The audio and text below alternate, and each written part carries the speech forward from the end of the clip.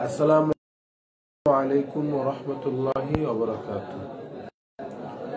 লাখো রাঙানো সবুজ শ্যামল এই জন্মভূমি আমাদের প্রিয় বাংলাদেশ। 1971 সালে পাকিস্তান হানাদার বাহিনীর বিরুদ্ধে সংগ্রামী বাংলাদেশি মানুষদের আত্মত্যাগের বিনিময়ে আজকের এই 16 ডিসেম্বরের একদিনে প্রতিষ্ঠিত হয় স্বাধীন সার্বভৌমত্ব রাষ্ট্র বাংলাদেশ।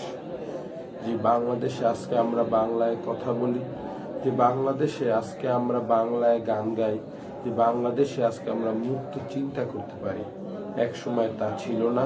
সেই পরাধীনতার শিকল থেকে মুক্তি পেয়েছিলাম আমরা এই 16 ডিসেম্বরে।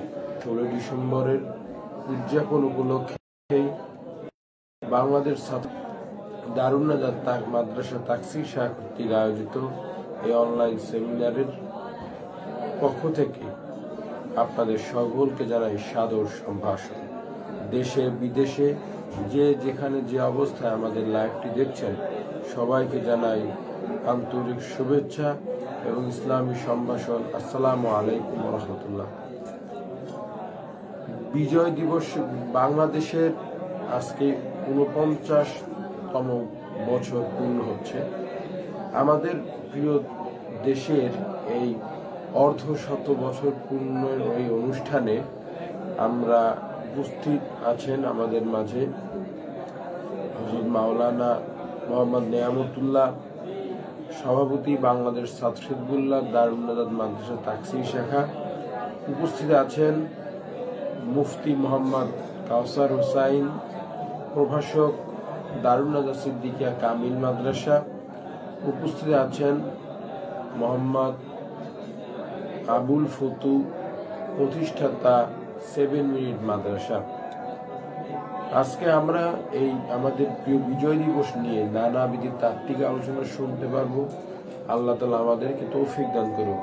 প্রথমেই যে রব্বুল আলামিন আমাদের বাংলাদেশকে বিজয় দান করলেন, আমাদের স্বাধীন পতাকা দান করলেন, সেই কালামে সে আল্লাহর কালামে পাক থেকে তেলাওয়াত করবেন মোহাম্মদ ফয়জুল।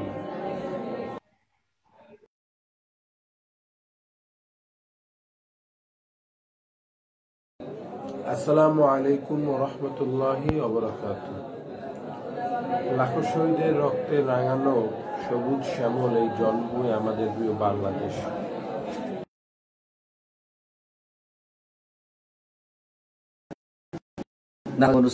أما بعد فأعوذ بالله من الشيطان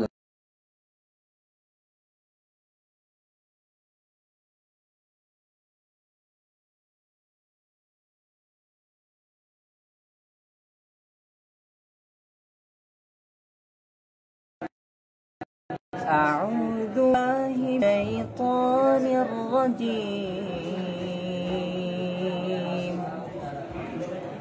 بسم الله الرحمن الرحيم. إذا جاء نصر الله والفتح ورأيت الناس يدخلون في دين الله أفواجا فسبح بحمد ربك واستغفره إنه كان توابا. صدق الله العظيم وصدق رسوله النبي الكريم.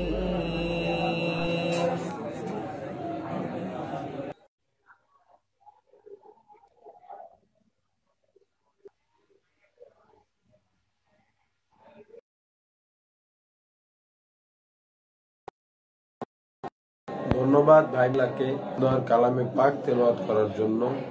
এই পর্যায়ে যে হাবিব শিখিয়েছেন পরাধীনতার শিকল থেকে মুক্তি হতে, যে হাবিব দেখিয়েছেন মুক্তির আদর্শ পন্থা, সে হাবিব কিবরিয়া মুহাম্মদুর রাসূলুল্লাহ সাল্লাল্লাহু আলাইহি ওয়াসাল্লামের শানে একটি নাত রাসূল সাল্লাল্লাহু আলাইহি ওয়াসাল্লাম পরিবেশন করবেন মোহাম্মদ তাজবিরুল হক আবির। ধন্যবাদ ভাই মোহাম্মদ ফয়জুল্লাহকে সুন্দর কালামে পাক তেলাওয়াত করার জন্য। এ পর্যায়ে যে হাবিব শিখিয়েছেন পরাধীনতার শিকল থেকে মুক্ত হতে, যে হাবিব দেখিয়েছেন মুক্তির আদর্শ পন্থা, সে হাবিব কিবরিয়া মুহাম্মদুর রাসূলুল্লাহ সাল্লাল্লাহু আলাইহি ওয়াসাল্লামের শানে একটি নাত রাসূল সাল্লাল্লাহু আলাইহি ওয়াসাল্লাম পরিবেশন করবেন মোহাম্মদ তাজবিরুল হক আবির।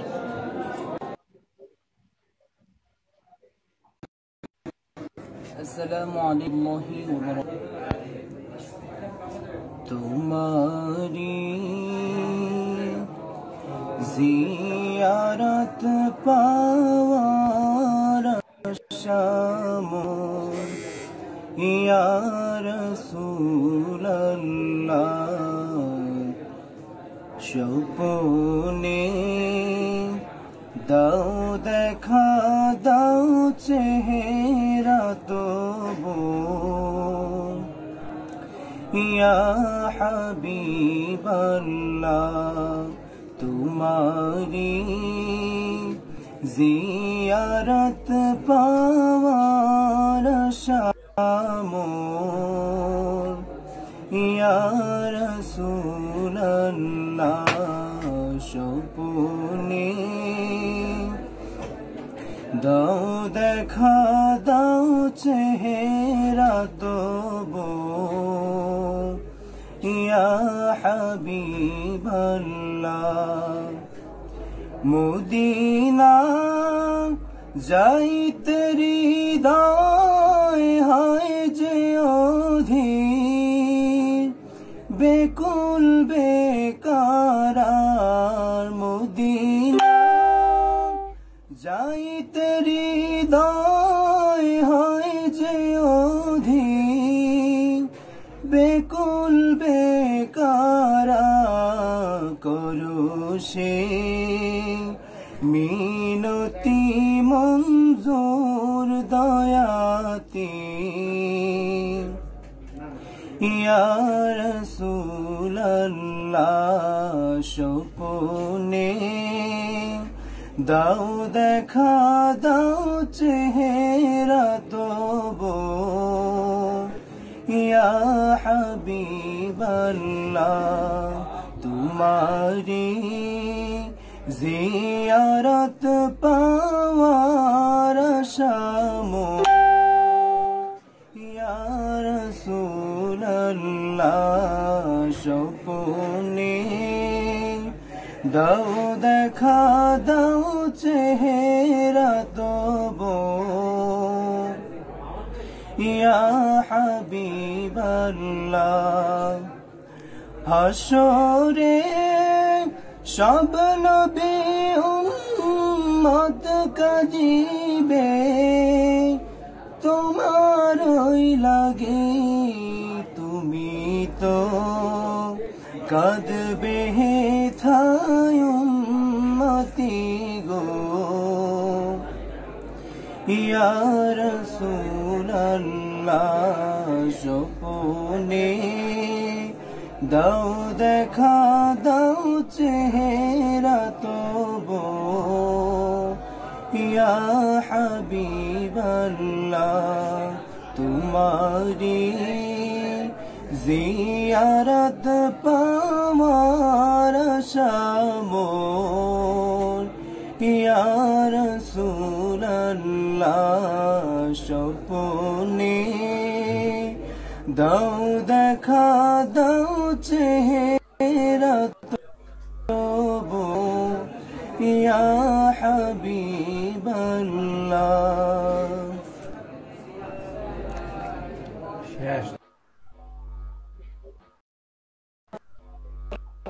ধন্যবাদ ভাই মোহাম্মদ সাল্লাল্লাহু আলাইহি ওয়াসাল্লাম।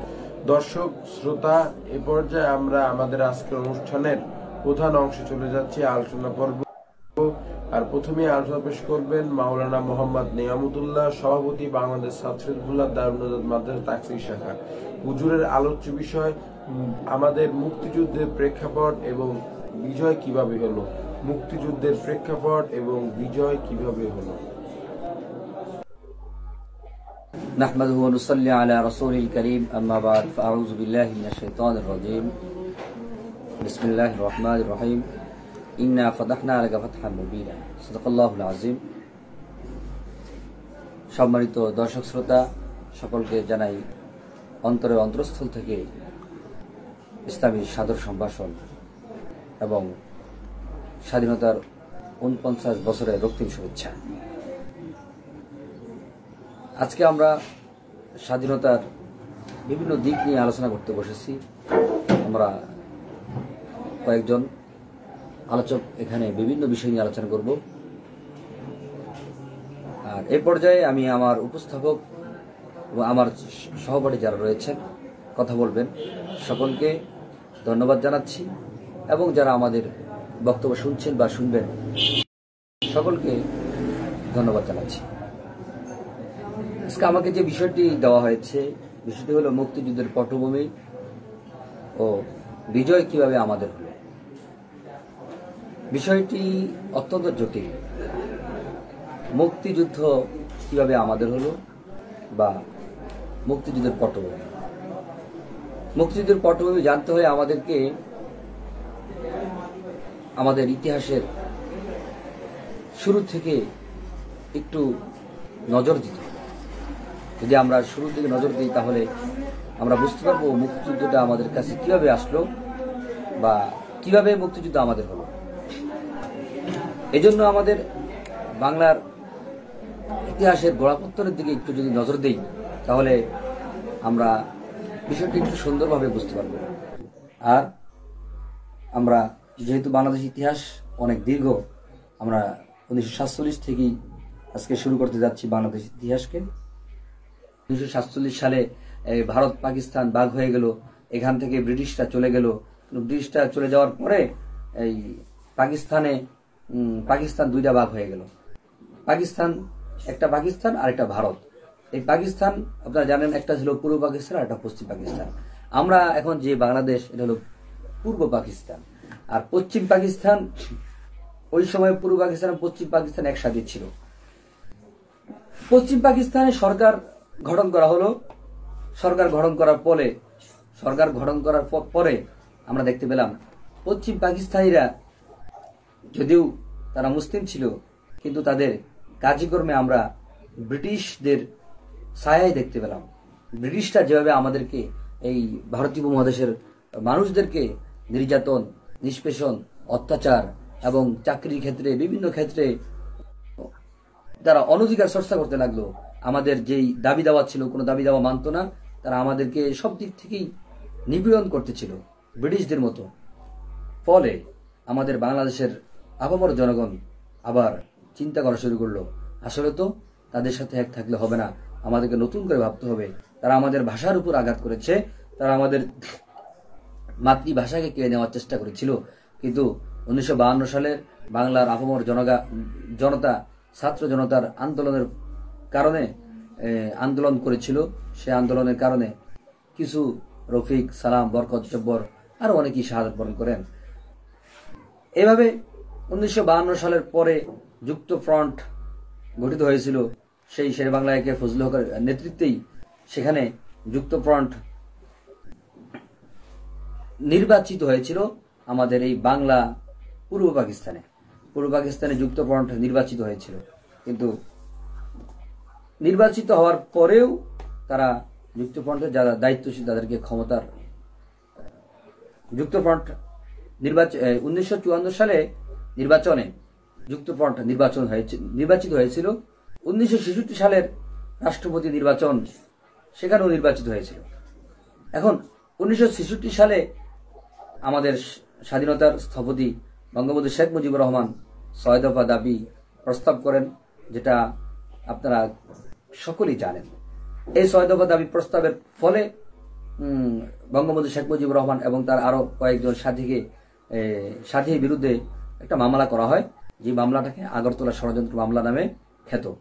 এভাবে পাকিস্তানিরা আমাদের উপর বিভিন্নভাবে নির্যাতন, নিষ্পেষণ করতে লাগলো। কিন্তু বাংলার আপামর জনতা নির্যাতনের বিরুদ্ধে তারা ফুঁসে উঠেছিল, যার কারণে 1969 গণ অভ্যুত্থান হয়েছিল।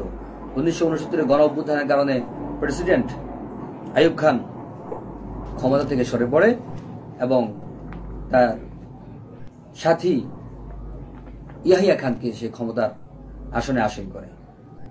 ইয়াহিয়া খান ক্ষমতায় এসে 1970 সালের নির্বাচন দেয়। 1970 সালের নির্বাচনে আমাদের পূর্ব পাকিস্তান প্রাদেশিক নির্বাচন হয় 6 ডিসেম্বর। এই 6 ডিসেম্বরের নির্বাচনে পূর্ব পাকিস্তানের যারা দায়িত্বশীল ছিল, পূর্ব পাকিস্তানের যে সংখ্যাগরিষ্ঠ দল, এই দল জয়লাভ করে। জয়লাভ করার পরে পশ্চিম পাকিস্তানিরা আমাদের জয়লাভের কারণে আমাদের হাতে যে ক্ষমতা দিবে সেই ক্ষমতাকে তারা কেড়ে নিতে লাগলো এবং তারা ক্ষমতা না দেওয়ার চিন্তা ভাবনা করলো। যার কারণে পূর্ব পাকিস্তান প্রাদেশিক পরিষদ নির্বাচন হয় 1970 সালের 6 ডিসেম্বর। এই 6 ডিসেম্বর নির্বাচনে পূর্ব পাকিস্তানের অধিকাংশ জনতা রায় দেয় বাংলাদেশ আওয়ামী লীগের পক্ষে, কিন্তু সেই রায়কে পশ্চিম পাকিস্তানিরা মানতে পারে নাই বা তারা মানে নাই। পরবর্তীতে বাংলার জনগণ অসহযোগ আন্দোলনের ডাক দেয়, যে আন্দোলনটা 2 মার্চ থেকে 25 মার্চ পর্যন্ত অসহযোগ আন্দোলন চলতে থাকে। যার কারণে 2 মার্চ পতাকা উত্তোলন হয় ঢাকা বিশ্ববিদ্যালয়ে এবং 3 মার্চ স্বাধীনতার ইশতেহার ঘোষণা হয়। 7 মার্চ বঙ্গবন্ধু শেখ মুজিবুর রহমানের ভাষণ, যার কারণে বঙ্গবন্ধু শেখ মুজিবুর রহমান সেখানে স্বাধীনতার বিষয়ে বলেছেন, মানুষকে উত্তেজিত করেছেন, মানুষকে স্বাধীনতার সংগ্রামের ডাক দিয়েছেন। এভাবে এই ডাকের কারণে বা স্বাধীনতার সংগ্রামের প্রতি উদ্বুদ্ধ করার কারণে পাকিস্তানিরা বুঝতে পারলো যে বাংলাদেশিরা আর তাদের সাথে থাকছে না। তাহলে এখন কি করতে হবে? এখন তাদেরকে অত্যাচার করে, নিষ্পেষণ করে, নিপীড়ন করে, যেভাবে হোক তাদেরকে দমিয়ে রাখতে হবে। যার কারণে 25 মার্চে অপারেশন সার্চলাইট নামে একটি তারা হত্যাযজ্ঞ শুরু করেন, যেই হত্যাযজ্ঞের কারণে হাজার হাজার নিরীহ বাঙালি বিভিন্ন জায়গায় শাহাদত বরণ করেন। পরবর্তীতে স্বাধীনতার ঘোষণা আসলো 26 মার্চ রাত্রে এবং মুজিবনগর সরকার গঠন হয় 10 এপ্রিল 1971 সালে। এভাবে স্বাধীনতার ঘোষণার পরে সারা দেশে মানুষগুলো স্বাধীনতা অর্জনের জন্য ঝাঁপিয়ে পড়ে। সেখানে কে কোন দিকের মানুষ, সে কোন জায়গার মানুষ, কোন দেশের মানুষ, এটা কে কালো কে সাদা, কেহ কোনো ধর্ম বর্ণ নির্বিশেষে সবাই ঝাঁপিয়ে পড়ে স্বাধীনতার পক্ষে। যেহেতু আমাদের বাংলাদেশ মুসলিম প্রধান দেশ, সেহেতু স্বাধীনতায় যাদের অবদান রয়েছে এদের 99.9% ব্যক্তি হলো মুসলমান ধর্মাবলম্বী। আপনারা যদি দেখেন বাংলাদেশের স্বাধীনতা অর্জনে কাদের অবদান বেশি, কি মুসলিম না হিন্দু? আমরা এই বিভাজনটা করতে চাই না, কিন্তু আজকে যারা আমাদের স্বাধীনতাকে নিয়ে খেলতে চান, যারা বলতে চান মুসলমানদের জন্য এই স্বাধীনতা না, যারা বলতে চান ইসলামের জন্য এই স্বাধীনতা না, তাদেরকে বলবো তাহলে কাদের জন্য স্বাধীনতা? যেখানে যে এলাকার যে দেশের 90% মানুষের একটা সেন্টিমেন্ট, একটা চিন্তা, একটা চেতনা লালন করে, সেই মানুষের চিন্তা চেতনার উপরে আজকে আপনারা যারা আঘাত হানতে চান, আপনাদেরকে বলতে চাই, তাহলে আপনারাই তো বলেন গণতন্ত্র। গণতন্ত্র কি? গণতন্ত্র হলো মানুষের মননশীলতা। দেশের অধিকাংশ জনগণ যাদের পক্ষে রায় দিবে, যাদের পক্ষে কথা বলবে, দেশের অধিকাংশ জনগণ যে সেন্টিমেন্টে থাকবে, সেই সেন্টিমেন্ট হলো গণতন্ত্র। অথচ আপনারা আজকে আমাদের এই স্বাধীন সোনার বাংলায় মানুষের গণতন্ত্র, মানুষের যে আকাঙ্ক্ষা, এর উপরে গড়ে বেলে দিচ্ছেন। এটা কিন্তু আপনাদের জন্য ভালো নয়, আমাদের জন্যও ভালো নয়। সুতরাং আপনারা যে কাজগুলো করতেছেন, এই কাজ থেকে আপনারা ফিরে আসা অনুরোধ রইল। আমি বলতেছিলাম আমাদের যে স্বাধীনতা, এই স্বাধীনতা 1971 সালের 26 মার্চে স্বাধীনতা ঘোষণা হয়েছিল। তারপরে দীর্ঘ 9 মাস ব্যাপী স্বাধীনতা অর্জনের পিছনে হাজারো লক্ষ তরুণ, বাবা, ভাই, বোন, মা তাদের জীবনকে বিকিয়ে দিয়েছিল স্বাধীনতার জন্য। তারা খেতে পায় নাই, তারা এক জায়গা থেকে আরেক জায়গায় চলে গিয়েছে, তারা জামা পড়তে পারে নাই, তাদের জীবনে কি দুর্বিষহ অবস্থা নেমে এসেছিল, সেটা আমরা যদি স্বাধীনতার ইতিহাসগুলো পড়ি তাহলে আমরা জানতে পারি।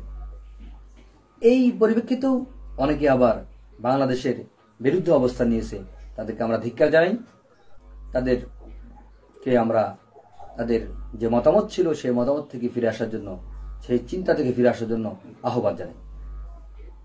এই স্বাধীনতার পিছনে যারা অবদান রেখেছিলেন তাদের সকলকে আমরা শ্রদ্ধা জানাই। তাদের যার যতটুকু অবদান ছিল সে অবদানকে আমরা স্মরণ করি শ্রদ্ধার সাথে। আল্লাহ রাব্বুল আলামিন যেন তাদেরকে জান্নাত নসিব করেন। কি কারণে আমরা স্বাধীনতা অর্জন করলাম? কারণ ছিল পাকিস্তানে আমাদেরকে অত্যাচার করত, আমাদেরকে খাবার দিত না, আমাদেরকে বস্ত্র দিত না, আমাদের ভাষাকে তারা ছিনিয়ে নিতে চেয়েছিল, আমাদের চিকিৎসা ছিল না, আমাদের বাসস্থান ছিল না সুন্দর মতো, এই বিষয়গুলোকে আমাদের শিক্ষা ছিল না, আমরা শিক্ষা গ্রহণ করতে পারতাম না, আমাদের চাকরির ব্যবস্থা ছিল না। এই ব্যবস্থাগুলো অন্যায়ের কারণে, এই ব্যবস্থাগুলো সুন্দর না থাকার কারণে আমরা মূলত, বা আমাদের উপরে অত্যাচার করার কারণে মূলত আমরা তাদের বিরুদ্ধাচরণ করেছি। কিন্তু ধর্মীয় কারণে আমরা তাদের বিরুদ্ধাচরণ করি নাই। এই বিষয়টা কিন্তু আমাদেরকে বুঝতে হবে। বাংলাদেশের হাজারো লক্ষ কোটি জনতা তাদের বিজয়ের জন্য তাদের রক্তকে বিলিয়ে দিয়েছিলেন। সেখানে যেমন ছিলেন পুরুষ, সেখানে যেমন ছিলেন পুরুষ তেমন ছিলেন নারী। বাংলাদেশের আপামর জনতা তাদের বিজয়ের জন্য উদগ্রীব ছিল। কারণ পাকিস্তানের যেভাবে নির্যাতন নিষ্পেষণ করতেছিল, সেই নির্যাতন থেকে বাঁচার জন্য তারা অধীর আগ্রহে অপেক্ষা করতেছিল। যে কারণে খুব বেশি সময় নেয় নাই, খুব বেশি সময় লাগে নাই। পৃথিবীর ইতিহাসে একমাত্র দেশ যে দেশ তার স্বাধীনতা অর্জন করতে নিয়েছিল মাত্র 9 মাস। সেভাবেই 1971 সালের 16 ডিসেম্বর পাকিস্তান তারা বুঝতে পেরেছিল যে আর পারা যাবে না, এখন চলে যেতে হবে। যদি আমরা যুদ্ধ করার চেষ্টা করি তাহলে আমাদের যে সৈন্য সামন্ত রয়েছে বাংলাদেশের মধ্যে, তারা কেউ জীবন নিয়ে আর পাকিস্তানে ফিরতে পারবে না। যার কারণে 1971 সালের 16 ডিসেম্বর বর্তমান সোহরাওয়ার্দী উদ্যান, পূর্বের রেসকোর্স ময়দানে জেনারেল আবদুল্লাহ খান নিয়াজির আত্মসমর্পণের মাধ্যমে বাংলাদেশের মানুষের কাছে আত্মসমর্পণ করে, যার ফলশ্রুতিতে আমাদের একটি মহান বিজয় অর্জিত হয়। যে বিজয়কে আমরা নাম দিয়েছি বিজয় দিবস, আর সেই বিজয় দিবসই হল 16 ডিসেম্বর। এরই পরিপ্রেক্ষিতে পরবর্তীতে বাংলাদেশের সরকার গঠিত হয় বঙ্গবন্ধু শেখ মুজিবুর রহমানের নেতৃত্বে। তিনি ছিলেন পাকিস্তানের মেওয়ালি কারাগারে, সেখান থেকে তিনি লন্ডন যান, লন্ডন থেকে তিনি ভারত হয়ে বাংলাদেশে আসেন। তিনি প্রতিটি জায়গায়, প্রতিটি ভাষণে তিনি ইনশাআল্লাহ শব্দ উল্লেখ করেছিলেন। তিনি বলেছিলেন আমি মুসলমান। তিনি নামাজ পড়তেন, তিনি ইসলামের অনেক খেদমত করেন। তিনি যখন রাষ্ট্র ক্ষমতায়, তখন তিনি অন্যান্য অনইসলামিক কান্ট্রিকে বুড়ো আঙ্গুল দেখিয়ে তিনি ওআইসিতে যোগদান করেছিলেন। মুসলিম কান্ট্রিগুলোর যে সম্মেলন, সেখানে যোগদান করেছিলেন। যার কারণে তিনি অনেকের চক্ষুশীল হয়েছিলেন। কিন্তু তিনি বুঝতে পেরেছিলেন যে আমি কিন্তু মুসলমান, আমার একটি সত্তা আছে, আমার একটি ধর্ম আছে। সেই ধর্মকে সামনে নিয়ে তিনি এগিয়ে গিয়েছিলেন তার প্রতিটি কথায়, প্রতিটি কাজে, যেগুলো আমরা দেখতে পাই বা বুঝতে পারি। সুতরাং আজ যারা চেতনার নাম নিয়ে ব্যবসা করতে চায়, চেতনার নাম নিয়ে কথা বলতে চায়, তাদেরকে বলতে চাই, আপনারা একটু খেয়াল করেন বঙ্গবন্ধু কোন চেতনায় ছিলেন। আপনারা যে চেতনাকে সামনে এগিয়ে নিচ্ছেন সেটা কিন্তু বাংলাদেশের চেতনা না বা বঙ্গবন্ধুর চেতনা না। বঙ্গবন্ধুর চেতনা ছিল ইসলামী চেতনা, মূল্যবোধের চেতনা। সুতরাং আজ আমাদের ইসলাম, মুসলমান, বাংলাদেশ থাকলে ইসলাম থাকবে, ইসলাম থাকলে বাংলাদেশ থাকবে। কারণ বাংলাদেশের অধিকাংশ জনগণ এর সেন্টিমেন্ট হলো মুসলমানিত্বের সেন্টিমেন্ট। সেই বিষয়গুলা আমরা যত তাড়াতাড়ি বুঝতে পারবো ততই আমাদের জন্য করলাম। আল্লাহ রাব্বুল আলামিন আমাদেরকে এই কথাগুলো মানার, জানার, বাংলাদেশের কে ভালোবাসার, সেই দিকেই বা সেইভাবেই আমরা আল্লাহর কাছে দোয়া করি, সকলের কাছে দোয়া করি। যারা আজকে দেখেছেন সকলকে ধন্যবাদ। আসসালামু আলাইকুম ওয়া রাহমাতুল্লাহি।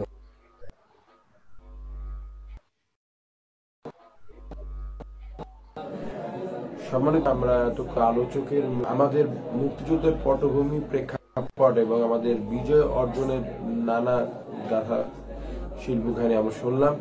প্রিয় দর্শক শ্রোতা, পর্যায়ে আমাদের আজকের দ্বিতীয় আলোচনা করবেন হযরত মাওলানা মুফতি কাউসার হোসাইন, আরবি প্রভাষক, দারুন নাজাত সিদ্দিকিয়া কামিল মাদ্রাসা। হুজুরের আলোচ্য বিষয় শরীয়ী দৃষ্টিকোণে মুক্তিযুদ্ধ ও বিজয় এবং মুক্তিযুদ্ধে আলেমদের অবদান।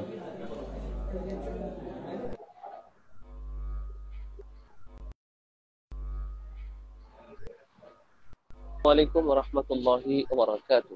الحمد لله وكفى والسلام على عباده الذين اصطفى أما بعد. বিজয় দিবস উপলক্ষে আয়োজিত সেমিনারে আমন্ত্রিত মেহমানগণ উপস্থিত আছেন জনাব হযরত মাওলানা নিয়ামতুল্লাহ সাহেব, সভাপতি বাংলাদেশ ছাত্র হিজবুল্লাহ দারুন নাজাত সিদ্দিকিয়া কামিল মাদ্রাসা শাখা। আরো উপস্থিত আছেন জনাব হযরত মাওলানা মোহাম্মদ আবুল ফুতুহ, প্রতিষ্ঠাতা পরিচালক 7 মিনিট মাদ্রাসা। বিজ্ঞ উপস্থাপক এবং আমি রয়েছে আপনাদের সামনে। আমাকে বলা হয়েছে ইসলাম এর সাথে মুক্তিযুদ্ধ বা বিজয় এর কি সম্পর্ক রয়েছে। আমরা আমাদের দেশীয় দৃষ্টিকোণ থেকে মুক্তিযুদ্ধ বলতে কি বুঝি? মুক্তিযুদ্ধ বলতে বুঝি 1947 সালের পর থেকে নিয়ে পশ্চিম পাকিস্তান, পূর্ব পাকিস্তান তথা আমাদের এই বাংলাদেশের উপর যে অত্যাচার, নির্যাতন, সিস্টেম ডলার চালিয়েছিল, এদেশের মুক্তিকামী মানুষরা সে অত্যাচার, নির্যাতন থেকে মুক্তির দাবিতে 1971 সালে দীর্ঘ 9 মাস রক্তক্ষয়ী যে যুদ্ধের মাধ্যমে চূড়ান্ত বিজয়, স্বাধীন একটি রাষ্ট্র অর্জন করতে সক্ষম হয়েছিল, সেটাই আমাদের দেশীয় দৃষ্টিকোণ থেকে মুক্তিযুদ্ধ হিসেবে পরিচিত। মুক্তিযুদ্ধ বা বিজয় এর সাথে ইসলামের সম্পর্ক, ইসলামের মুক্তিযুদ্ধ বা বিজয় সম্বন্ধে কি ধরনের ব্যাখ্যা রয়েছে, এই দৃষ্টিকোণ থেকে আলোকপাত করব ইনশাআল্লাহ। আমরা যদি ইসলামের মূল কনসেপ্ট কি সেদিকে তাকাই, তাহলে দেখব ইসলামের সাথে বিজয় এর সম্পর্ক খুব নিবিড়। কুরআনুল কারীমে মহান আল্লাহ রাব্বুল আলামিন একটি সূরা নাযিল করেছেন যার নাম সূরাতুল ফাতহ তথা বিজয়। আমরা যদি আল্লাহ রাসূল সাল্লাল্লাহু আলাইহি সাল্লামের জীবনের দিকে তাকাই, তাহলে দেখব রাসূল আরবি সাল্লাল্লাহু আলাইহি সাল্লাম সাধারণ মানুষের মুক্তির জন্য, অত্যাচারিত, শোষিত, মাজলুম জনতার মুক্তির জন্য অসংখ্য অগণিত যুদ্ধ তিনি পরিচালনা করেছেন, অসংখ্য অগণিত সন্ধি তিনি করেছেন। ইতিহাসে আমরা একটি সন্ধির কথা বলবো যেটা হুদায়বিয়া সন্ধি হিসেবে পরিচিত আমাদের কাছে, যাকে আল্লাহ রাব্বুল আলামিন সূরাতুল ফাতহ এর মধ্যে আয়াত নাযিল করে জানিয়ে দিয়েছেন, ইন্না ফাতাহনা লাকা ফাতহাম মুবিনা, হে রাসূল আমি আপনাকে প্রকাশ বিজয় দান করেছি। সুতরাং বিজয়ের কথা কোরআনে রয়েছে, বিজয়ের কথা রাসূল আরবি সাল্লাল্লাহু আলাইহি ওয়াসাল্লাম জীবনে রয়েছে। বিজয় এটা ইসলামের ভূষণ। আমি যদি ইতিহাসের দিকে তাকাই তাহলে দেখব নবী করিম সাল্লাল্লাহু আলাইহি ওয়াসাল্লাম প্রায় তার নবুয়তি জিন্দেগির মধ্যে 27টি যুদ্ধ, মাদানী জিন্দেগিতে তিনি 27টি যুদ্ধে তিনি অংশগ্রহণ করেছেন। এর মধ্যে প্রায় 9টি যুদ্ধ সংঘটিত হয়েছিল। তো এই প্রত্যেকটা যুদ্ধই ছিল মাজলুমের পক্ষে, জালেমের বিপক্ষে, মানুষের অধিকার আদায়ের জন্য, আল্লাহ তাআলার জমিনে আল্লাহ রাব্বুল আলামিনের বিধান বাস্তবায়ন করার মাধ্যমে এই বিশ্বে শান্তি ফিরিয়ে আনার জন্য। সুতরাং আমরা নির্দ্বিধায় বলতে পারি ইসলামের সাথে বিজয়ের সম্পর্ক, ইসলামের সাথে মুক্তি যুদ্ধের সম্পর্ক ওতপ্রোতভাবে জড়িত। রাসূলুল্লাহ সাল্লাল্লাহু আলাইহি ওয়াসাল্লাম মানুষের মুক্তির জন্য অসংখ্য অগণিত যুদ্ধ তিনি করেছেন। এই বিষয়টি থেকে মানুষের কিছু মানুষের একটি ডাউট হতে পারে যে রাসূলুল্লাহ সাল্লাল্লাহু আলাইহি ওয়াসাল্লাম তিনি অসংখ্য যুদ্ধ করেছেন, মানুষ হত্যা করেছেন, তিনি কিভাবে মানবতার মুক্তির দূত হতে পারেন? ইসলাম কিভাবে মুক্তিযুদ্ধ, মুক্তিকামী মানুষের পক্ষে হতে পারে? রাসূলুল্লাহ সাল্লাল্লাহু আলাইহি ওয়াসাল্লাম মানুষের মুক্তির জন্য এত অল্প সময়ে এতগুলো যুদ্ধ সংগঠিত করেছে। এর থেকে কারো কারো ডাউট হতে পারে যে যুদ্ধ মানে কি মানুষ হত্যা? রাসূলুল্লাহ সাল্লাল্লাহু আলাইহি ওয়াসাল্লাম মানুষ হত্যা করেছেন, সুতরাং তিনি কিভাবে মানুষের মুক্তির জন্য যুদ্ধ করেছেন? এর উত্তর হচ্ছে, আপনারা ইতিহাস তালাশ করে দেখেন, অনুসন্ধান করে দেখেন, ইসলামের যুগে নবী করিম সাল্লাল্লাহু আলাইহি ওয়াসাল্লাম যতগুলো যুদ্ধ সংগঠিত হয়েছে, এর মধ্যে কতজন মানুষ নিহত হয়েছিল, কতজন কাফের নিহত হয়েছিল?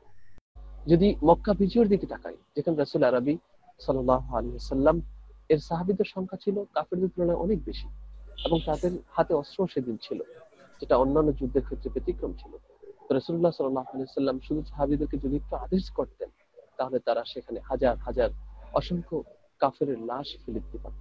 কিন্তু রাসূলুল্লাহ সাল্লাল্লাহু আলাইহি ওয়াসাল্লাম বললেন, আল ইয়াউম ইয়াউমুল মারহামা, আজকের দিন তো রহম করার দিন।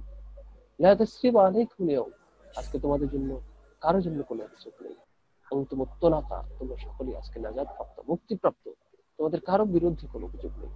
তো ইসলাম এটাই, ইসলাম এসেছে মানুষের মুক্তির জন্য, মানবতার মুক্তির জন্য, মানুষকে হত্যা করার জন্য নয়, যেটা আমরা মক্কা বিজয়ের ঘটনার মাধ্যমে বুঝতে পারি। মাঝে মাঝে অনেককেই দেখা যায় ইসলামের বিভিন্ন দিক নিয়ে অনেক প্রশ্ন, অনেক ইশকাল ছড়িয়ে দেন, তারা অনেক আপত্তি তুলে ধরেন। আমি বলবো, আপনারা কোরআন সুন্নাহ কিংবা ইসলামিক কোনো স্কলারের কথা নয়, আপনারা যদি অমুসলিম স্কলারদের কথা শোনেন, তাহলে বুঝতে পারবেন ইসলামের সৌন্দর্য কত সুন্দর, আল্লাহ রাসূল সাল্লাল্লাহু আলাইহি ওয়াসাল্লামের জীবনী কত সুন্দরভাবে সাজানো ছিল।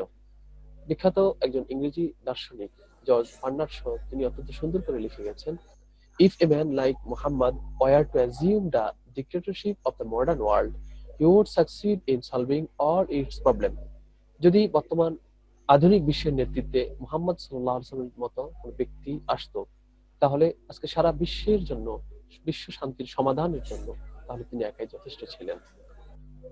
এরকমভাবে আমরা জানি ব্রিটিশ মিউজিয়ামে লেখা রয়েছে, as a father, as a teacher, as a lawgiver, as a lawmaker, as a reformer of the society, Muhammad সাল্লাল্লাহু আলাইহি ওয়াসাল্লাম is the superman in the world. কত সুন্দর করে সেখানে লেখা রয়েছে, অমুসলিম মনীষীরা পর্যন্ত ইসলামের ভালো দিকগুলো স্বীকৃতি দিতে বাধ্য হয়েছে। আমি আবারও বলবো, ইসলামের সাথে বিজয়ের সম্পর্ক অত্যন্ত নিবিড়। আমরা যদি খলিফাতুল মুসলিমিনদের দিকে তাকাই, তাহলে দেখবো হযরত ওমরে ফারুক রাদিয়াল্লাহু তাআলা আনহুর সময়ে তৎকালীন পরাশক্তি রোম পারস্য, যাদের অত্যাচারিত ছিল সারা বিশ্ব জাহান, হযরত ওমর ফারুক রাদিয়াল্লাহু তাআলা আনহু শাসন ক্ষমতার সময়ে তৎকালীন এই পরাশক্তির অত্যাচার থেকে, নির্যাতন থেকে তিনি মানুষদেরকে মুক্তি দান করেছিলেন। একসাথেই একাধারে তিনি শাসন করেছিলেন প্রায় অর্ধ জাহান। কবি নজরুল অত্যন্ত সুন্দর করে বলে গিয়েছেন, নহিমরা জীব ভোগ বিলাসের, শাহাদাত ছিল কাম্য মোদের, ভিখারির সাজে খলিফা যাদের, শাসন করিল আধা জাহান, তারা আজ পরে ঘুমোয় বেহুশ, বাহিরে বইছে ঝড় তুফান।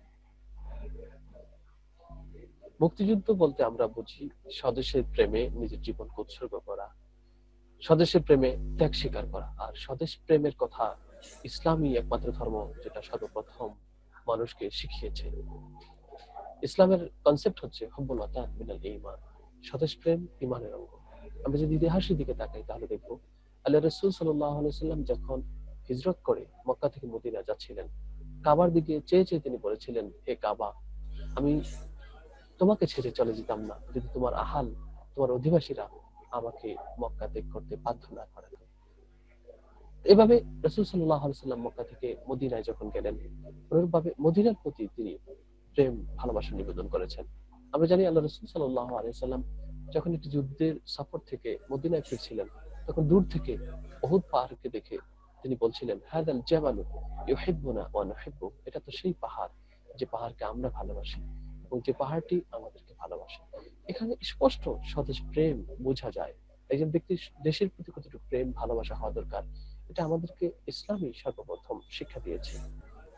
মুক্তিযুদ্ধে আলেম সমাজের ভূমিকা কি তা বলার আগে আমি বলবো যে 1971 সালে আমরা মুক্তিযুদ্ধ করেছি। তার আগে 1947 পূর্ব পর্যন্ত আমরা বর্তমান বাংলাদেশ, পাকিস্তান, ভারত, যারা ইংরেজদের শাসনের অধিকারে ছিলাম, তারা আমাদেরকে শাসন করেছে। ইংরেজদের বিরুদ্ধে যতগুলো আন্দোলন হয়েছে, সে আন্দোলনে উলামায়ে কেরামের অবদান ছিল। ইতিহাসের দিকে যদি আমরা তাকাই তাহলে দেখতে পাবো ইংরেজ খেদাও আন্দোলন নামে যতগুলো আন্দোলন হয়েছিল, যেমন সিপাহী বিপ্লব যেটাকে আজাদী আন্দোলন বলা হয়, এই সব আন্দোলনগুলোতে সর্বাগ্রে সামনে যারা ছিলেন তারা হচ্ছে ওলামায়ে কেরাম। আমরা তাদের নামগুলো ধরে ধরে গুনে গুনে আমরা বলতে পারবো তারা যুদ্ধে কতটা অবদান রেখেছে। যেমন ইংরেজরা তারা স্বীকার করতে বাধ্য হয়েছে যে এদেশ থেকে তারা ওলামায়ে কেরামের কারণেই বিতাড়িত হতে বাধ্য হয়েছে। ইংরেজদের ডায়েরি যদি আপনি পড়েন তাহলে দেখবেন তারা সবচেয়ে বেশি দায়ী করেছে দেশের আলেম সমাজকে। আমরা যদি তাকাই 1947 সালে যখন ভারত পাকিস্তান বিভক্ত হলো, পূর্ব পাকিস্তান এবং পশ্চিম পাকিস্তানে যে পতাকা উড্ডীন করেছিলেন স্বাধীনতার পতাকা, সেখানে দুজন আলেম। পূর্ব পাকিস্তানে পতাকা উড্ডীন করেছিলেন জাফর আহমদ উসমানী, পশ্চিম পাকিস্তানে যিনি পতাকা উড্ডীন করেছিলেন তিনি হচ্ছেন সাব্বির আহমদ উসমানী। তারা দুজন কিন্তু আলেম ছিলেন। এছাড়া আমরা আমাদের দেশে মুক্তিযুদ্ধ চলাকালীন সময়ে যাদের অবদান, যাদের দ্বারা মানুষ যুদ্ধের প্রতি অনুপ্রাণিত হয়েছিল, মাওলানা আব্দুল হামিদ খান ভাসানী থেকে শুরু করে আমরা বলতে পারি এদেশের প্রত্যেকটি এক একটি মাদ্রাসাই মুক্তিযুদ্ধের সময় মুক্তি বাহিনীদের ক্যাম্পে পরিণত হয়েছিল। সারসিনা মাদ্রাসা, চরমনাই মাদ্রাসা থেকে শুরু করে বড় বড় প্রত্যেকটি মাদ্রাসাই মুক্তিযুদ্ধের এক একটা ক্যাম্প ছিল। আমরা যদি আরো দেখি তাহলে দেখবো আব্দুর রশিদ তর্ক বাগিশ এবং আতাউল্লাহ হাফিজি হুজুর রহমতুল্লাহ আলাই, তাদের ডাকে ওলামায়ে কেরাম মানুষরা যুদ্ধে ঝাঁপিয়ে পড়েছিল। আতাউল্লাহ হাফিজি হুজুর রহমতুল্লাহ আলাই তিনি বলেছিলেন এই যুদ্ধ ইসলাম আর কুফর নয়, এই যুদ্ধ হচ্ছে মজলুম এবং জালেমের বিরুদ্ধে যুদ্ধ। মজলুমদের পক্ষে যুদ্ধ করা উচিত, কাজী তোমরা বাংলাদেশের মানুষের পক্ষে, বাংলাদেশ হয়ে তোমরা যুদ্ধে ঝাঁপিয়ে পড়ো। ওলামায়ে কেরামের এই ধরনের আদেশ পেয়ে সাধারণ মানুষ যুদ্ধে ঝাঁপিয়ে পড়েছিল। সুতরাং আমরা বলবো যে মুক্তিযুদ্ধের সাথে আলেম সমাজের সম্পর্কটা নিবিড় ছিল। আপনারা যদি এ সংক্রান্ত তথ্যগুলো পেতে চান তাহলে শাকের হোসেন শিবলি বিশেষ সাংবাদিক, তার লেখা একটি গ্রন্থ রয়েছে আলেম মুক্তিযোদ্ধার খোঁজে, আপনারা এই গ্রন্থটি পড়তে পারেন। কাজী পরিশেষে আবার বলবো আজকে যারা আলেমদের বিরুদ্ধে মুক্তিযুদ্ধকে আলেমদের বিরুদ্ধে দুইটা পক্ষ দ্বারা দাঁড় করাতে চায় তারা সত্যি মুক্তিযুদ্ধের ইতিহাসকে অস্বীকার করছে, তারা প্রকৃত ইতিহাসকে অস্বীকার করছে। কখনো মুক্তিযুদ্ধের বিপক্ষে আলেম সমাজ যেতে পারে না। সুতরাং প্রথমেই কোনো বিজয়, কোনো মুক্তিযুদ্ধের পক্ষে যদি কেউ কাজ করে থাকে তারা হচ্ছে আলেম সমাজ। আসসালামু আলাইকুম রাহমাতুল্লাহ। সম্মানিত দর্শক শ্রোতা, আমরা এতক্ষণ হুজুরের মুখে ইসলামী শরীয়তের দৃষ্টিকোণে মুক্তিযুদ্ধ এবং বিজয় নিয়ে আলোচনা শুনলাম এবং মুক্তিযুদ্ধে আলেমদের অবদান সম্পর্কেও আমরা জেনেছি। হুজুরকে ধন্যবাদ। এ পর্যায়ে আমরা চলে যাচ্ছি অনুষ্ঠানের শেষ মুহূর্তে। আর এই শেষ মুহূর্তে আমাদের আলোচক হলেন মোহাম্মদ আবুল ফুতু, প্রতিষ্ঠাতা 7 মিনিট মাদ্রাসা। হুজুর আলোচনা করবেন বিজয়ের প্রত্যাশা এবং প্রাপ্তি নিয়ে এবং আমাদের করণীয় নিয়ে। হুজুরকে আলোচনা করার জন্য অনুরোধ করছি। সম্মানিত আসসালামু আলাইকুম ওয়া নুসাল্লি আলা রাসূলিহিল কারীম, আম্মা বাদ। গৌরবের বিজয় দিবস আজ। বিজয় দিবস উপলক্ষে সবাইকে শুভেচ্ছা জ্ঞাপন করছি। 1971 সালের এই দিনে 9 মাসের মুক্তিযুদ্ধ শেষে ঢাকা রেসকোর্স ময়দানে আত্মসমর্পণ করেছিল পাক হানাদার বাহিনী। চূড়ান্ত বিজয়ের মধ্য দিয়ে অভ্যুদয় ঘটে বাঙালির স্বাধীন রাষ্ট্র বাংলাদেশ। মূলত বিজয়ের অনুভূতি সবসময়ের জন্য আনন্দের, তবে একই সঙ্গে দিনটি বেদনারও বটে, বিশেষ করে যারা স্বজন হারিয়েছেন তাদের জন্য। অগণিত মানুষের আত্মত্যাগের ফসল আমাদের স্বাধীন বাংলাদেশ, আমাদের এই স্বাধীনতা। আমরা গভীর শ্রদ্ধার সঙ্গে স্মরণ করছি মুক্তিযুদ্ধের শহীদদের, যেসব নারী ভয়াবহ নির্যাতনের শিকার হয়েছিলেন তাদের। এদেশের মানুষের আর্থসামাজিক ও রাজনৈতিক অধিকার তথা স্বাধীন রাষ্ট্র প্রতিষ্ঠার সংগ্রামে সফল নেতৃত্ব দিয়েছিলেন বঙ্গবন্ধু শেখ মুজিবুর রহমান। কোটি কোটি মানুষকে তিনি স্বাধীনতার মন্ত্রে উজ্জীবিত করে তুলেছিলেন। তার সঙ্গে ছিলেন একই লক্ষ্যে অবিচল একদল রাজনীতিবিদ, রাজনৈতিক নেতা। তাদের সবাইকে আমরা আজকের এই বিজয়ের দিনে গভীর শ্রদ্ধার সঙ্গে স্মরণ করছি। প্রিয় সুধী মণ্ডলী, মহান বিজয়ের 49 বছর পূর্ণ হলো আজ। বাঙালি জাতীয় জনগণের বড় ও শ্রেষ্ঠ অর্জন এই বিজয়। আমরা জানি বাংলাদেশের ইতিহাস হলো স্বাধীনতা ও মুক্তির জন্য কোটি কোটি খেটে খাওয়া মানুষের সুদীর্ঘ লড়াইয়ের ইতিহাস। এদেশের মানুষ লড়াই করেছে ব্রিটিশ সাম্রাজ্যবাদের বিরুদ্ধে, এদেশের মানুষ লড়াই করেছে পাকিস্তানি শাসক গোষ্ঠীর বিরুদ্ধে, এদেশের মানুষ লড়াই করেছে সামরিক বেসামরিক স্বৈরাচারীদের বিরুদ্ধে। জনগণের সংগ্রামের মুখে একদিন ব্রিটিশ সাম্রাজ্যবাদ এ দেশ ছেড়ে চলে যেতে বাধ্য হয়েছিল। সম্মানিত সুধী মণ্ডলী, একটু ইতিহাসের দিকে লক্ষ্য করলে দেখা যায় 1947 সালে ব্রিটিশ সাম্রাজ্যবাদ চলে গেলেও আমাদের উপর চেপে বসেছিল পাকিস্তানি শাসক গোষ্ঠীর ঔপনিবেশিক ধরনের শাসন ও শোষণ। মূলত পাকিস্তানের অংশ হিসাবে পূর্ব পাকিস্তান ছিল শোষিত, বঞ্চিত এবং অবহেলিত। শিক্ষা, পেশা, আয় সব দিক থেকেই শোষণ করা হতো পূর্বাঞ্চলের মানুষদেরকে। ফলে স্বাস্থ্য, চিকিৎসা, পরিবহন, অবকাঠামো ব্যবস্থা সহ সবকিছুই ছিল পশ্চাৎপদ। দেশের এই অবস্থাকে ধীরে ধীরে উন্নতির শিখরে নিয়ে যাওয়ার স্বপ্ন দেখেছিলেন বঙ্গবন্ধু শেখ মুজিবুর রহমান। তার দেখা স্বপ্ন ছিল শোষণমুক্ত সোনার বাংলাদেশ গড়ে তোলা। বঙ্গবন্ধু সেই স্বপ্ন বাস্তবায়নের লক্ষ্যে দেশকে বিজয়ের মুকুট ছিনিয়ে এনে দিয়েছিলেন। কিন্তু বঙ্গবন্ধুর লালিত স্বপ্নকে ঘাতকের বুলেটে থমকে দেওয়া হয়। সোনার বাংলা গড়ে তোলার প্রত্যয়কে সেখানে স্তব্ধ করে দেওয়া হয়েছিল। কিন্তু ধাপে ধাপে দেশ আজ সোনার বাংলা গড়ার প্রত্যয়ে অঙ্গীকারবদ্ধ। বিজয়ের 49 বছরের প্রত্যাশা অনেক বেড়েছে, অবশ্য প্রাপ্তিও কম নয়। তবে প্রাপ্তির তুলনায় প্রত্যাশাটা আমাদের অনেক বেশি। আর এই ধরনের বিজয়ের দিন প্রত্যাশা এবং প্রাপ্তির যে সমীকরণ, সেটা আমাদের সামনে উঠে আসে। মূলত যে কোনো জাতির শক্তির প্রধান উৎস হচ্ছে ঐক্য। প্রায় সব ক্ষেত্রে অগ্রগতির জন্য প্রয়োজন এটি। মুক্তিযুদ্ধে আমাদের বিজয়ের পিছনে কাজ করেছিল মত, পদ, জাতি, ধর্ম নির্বিশেষে সবার অংশগ্রহণ। এজন্যই সম্ভব হয়েছিল আধুনিক অস্ত্রে সজ্জিত শক্তিশালী পাকিস্তানি বাহিনীকে মাত্র 9 মাসে পরাজিত করা। দুর্ভাগ্যজনক হলেও সত্য, স্বাধীনতার পর আমরা সেই ঐক্য ধরে রাখতে পারিনি। গুরুত্বহীন বিষয়েও রাজনৈতিক বিভক্তি দেশে গণতন্ত্রের ভিত সুদৃঢ় করার পথে অন্তরায় হয়ে দাঁড়িয়েছে। এক্ষেত্রে বেরিয়ে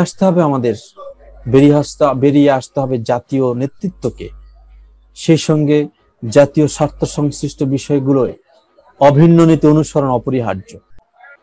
৭১-এর মুক্তিযুদ্ধ থেকে শিক্ষা নিয়ে ঐক্যবদ্ধভাবে সকল সমস্যা মোকাবেলায় সচেষ্ট হলে আমাদের অগ্রগতি ঘটবে দ্রুত। বিভেদ ভুলে আমরা সেই পথে অগ্রসর হব যে পথে রয়েছে ঐক্য। এটাই হোক আমাদের আজকের এই বিজয় দিনের অঙ্গীকার। আসসালামু আলাইকুম ওয়া রাহমাতুল্লাহি ওয়া বারাকাতুহু।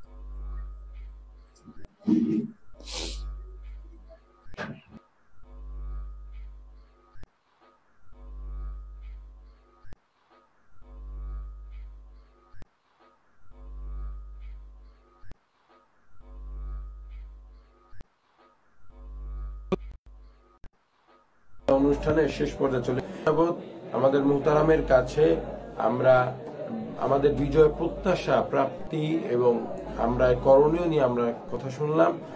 আসলে দিন সে বড় কথা, আমরা আমাদের বিজয় পেয়েছি, আল্লাহ আমাদের বিজয় দান করেছেন, আলহামদুলিল্লাহ। আল্লাহ তাআলা আমাদেরকে বিজয় ধরে রাখার তৌফিক দান করুন।